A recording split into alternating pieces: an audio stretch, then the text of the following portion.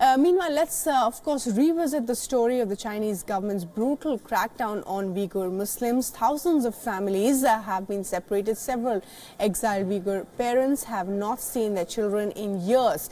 They don't even know if these children are alive or not. All they know is that their children were placed in orphanages by the government. But why? So that young Muslims in Xinjiang are a distance from their culture. Take a look at this special investigation.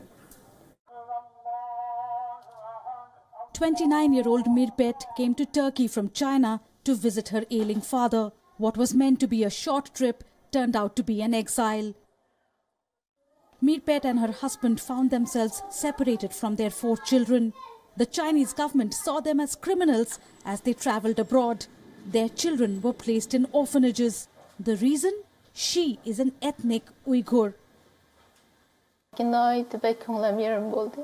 After I got the news, I was really upset because I wanted to raise my children. I wanted them to grow up with me. Every time I think of them, think of those things that happened to me, I feel horrible. There isn't a day these days when I haven't cried.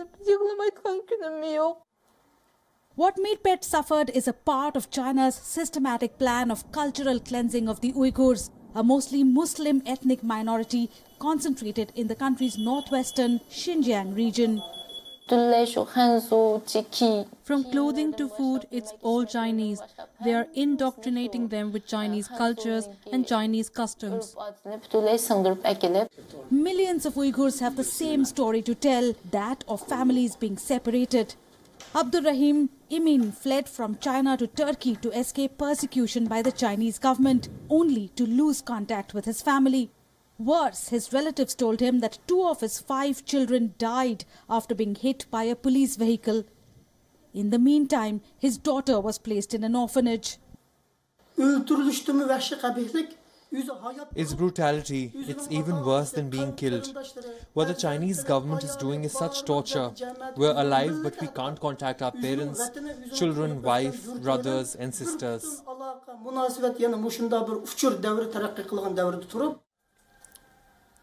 The Uyghur parents' nightmare is the Chinese government's policy of gradually distancing young Muslims in Xinjiang from their culture by parting them from their families and sending them to so-called orphanages and boarding schools so that they imbibe Chinese culture.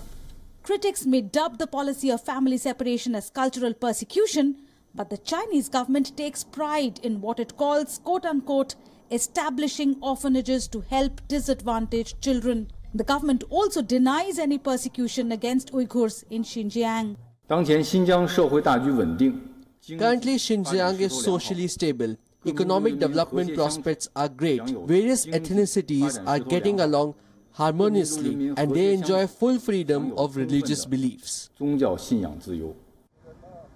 Since 2017, the Chinese government has spent more than $30 million in building over 45 orphanages and boarding schools, all covered with barbed wires and CCTV cameras. That's in the Xinjiang region. The government has denied forced cultural assimilation. But listen to this. The so-called orphanages bar children from speaking in their native Uyghur language. They must communicate in Mandarin. Critics say the Chinese government is using education as a tool in its crackdown on Uyghurs. View the education system as one of the primary threats to their future as a society, as a Uyghur society, and to their families. They see the education system as something that's undermining their authority because children are taught to respect their teachers more than their parents. So if their parents, teach them about Islam, the students and children might question them and say, this is backward, this is extremist. The persecution seems never ending, but Uyghur parents still hope to see their children. If God gave me another chance to speak to my children, I would have so much to say. It is not easy to express it in just a couple of words now. But no matter what, I want to tell my children, I am so sorry, my children. Bureau Report, Wion.